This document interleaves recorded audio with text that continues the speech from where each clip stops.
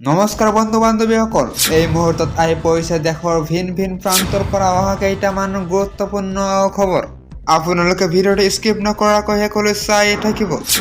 আজিৰ প্ৰথমটো গুৰুত্বপূৰ্ণ খবৰ, আপোনাৰ সৈতে অনলাইনত প্ৰবঞ্চনা হৈছে নেকি? অনলাইন প্ৰবঞ্চনা যদি হৈছে তেন্তে ফোন কৰক লগে লগে অভিযোগ দিয়ক 1930 নম্বৰত।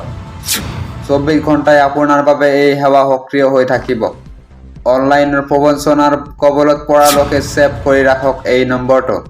অনলাইনত বিত্তীয় প্ৰবঞ্চনাত পৰা লোকে সদায় মনত ৰাখিব নম্বৰটো। আপোনাৰ বাবে অতি প্ৰয়োজনীয় এই নম্বৰটো। 1930 নম্বৰটোত ফোন কৰিলে ৰক্ষা পৰিব আপুনি। আৰক্ষীয়ে মুকলি কৰি দিছে এই নম্বৰটো।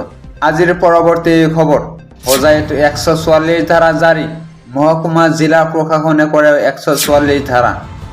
মেট্ৰিক আৰু উচ্চতৰ মাধ্যমিক পৰীক্ষাৰ বাবে জাৰি 144 ধাৰা। Mic, music system, loud speaker উচ্চ হাৰত বজাব নোৱাৰিব সংগীত। সভা সমিতি, শোভাযাত্ৰা, ধৰ্ণা, শ্লোগান আদিত নিষেধাজ্ঞা। ৰাজহুৱা স্থানত 5 জনতকৈ অধিক লোক সমবেত হ'ব নোৱাৰিব। আজিৰ পৰৱৰ্তী খবৰ, মুছলমানসকলৰ ওপৰত চলোৱা বুলেট জাৰৰ ক্ষোভ জনতাই ল'ব। সৰ্বানন্দ সোণোৱালৰ মুখ লৈ চাইহে ৰাইজে ভোট দিছিল। এই মুহূৰ্তত আহি পৰিছে এক বিশেষ মন্তব্য। হিমন্ত বিশ্ব শৰ্মাই অসমত হিটলাৰৰ দৰে শাসন চলাইছে। তেখেতে যি মন যায় তাকে কৰিছে।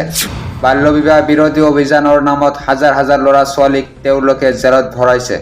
হিমন্ত বিশ্ব চৰকাৰে বাল্য বিবাহ বিৰোধী অভিযানৰ নামত যি ধৰণে অন্যায় অত্যাচাৰ চলাইছে এয়া সহ্য কৰা নহয়। বহু মানুহৰ ঘৰ ধ্বংস হৈ গ'ল। বিটিআৰত বড়োসকলৰ পলিটিক্স বন্ধ কৰি দিলে।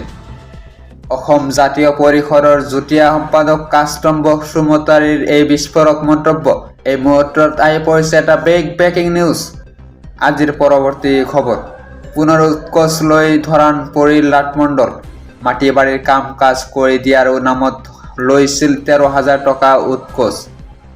ঘোচ লওঁতেই দুৰ্নীতি নিবাৰক শাখাই ধৰিলে লাটমণ্ডল আবু তালেবক। আবু তালেব নামৰ লাটমণ্ডলজনে লৈছিল উৎকোচ। এই মুহূৰ্তত জনাবলৈ ওলাইছিল এটা ব্ৰেকিং নিউজ। দক্ষিণ শালমাৰা চক্ৰ বিষয়াৰ কাৰ্যালয়ত দুৰ্নীতি নিবাৰক শাখাই অভিযান চলাই আটক কৰে আবু তালেবক। মাটি বাৰীৰ কাম কাজ কৰি দিয়াৰ নামত লৈছিল 13,000 টকা উৎকোচ। আজিৰ পৰৱৰ্তী খবৰ, ধিঙত ভয়ংকৰ পথ দুৰ্ঘটনা। ধিং মহাবিদ্যালয়ৰ সন্মুখত সংঘটিত হৈছে এই পথ দুৰ্ঘটনা। পথ দুৰ্ঘটনাত থিতাতে নিহত হয় মহাবিদ্যালয়খনৰ এজন ছাত্ৰ। সংকটজনক অৱস্থাত চিকিৎসালয়ত ভৰ্তি কৰোৱা হয় আন এজন ছাত্ৰক। এখন মালবাহী ট্ৰাকে মহতিয়াই নিছিল বাইকেৰে গৈ থকা 2জন ছাত্ৰক। নিহত ছাত্ৰজন ধিং মহাবিদ্যালয়ৰ বুৰঞ্জী বিভাগৰ 2য় ষান্মাসিকৰ আশ্ৰাফুল আলম। আনহাতে সংকটজনক অৱস্থাত আছে আনছাৰুল আলম। ঘটনাক কেন্দ্ৰ কৰি মহাবিদ্যালয়ৰ সন্মুখত উত্তপ্ত পৰিস্থিতি।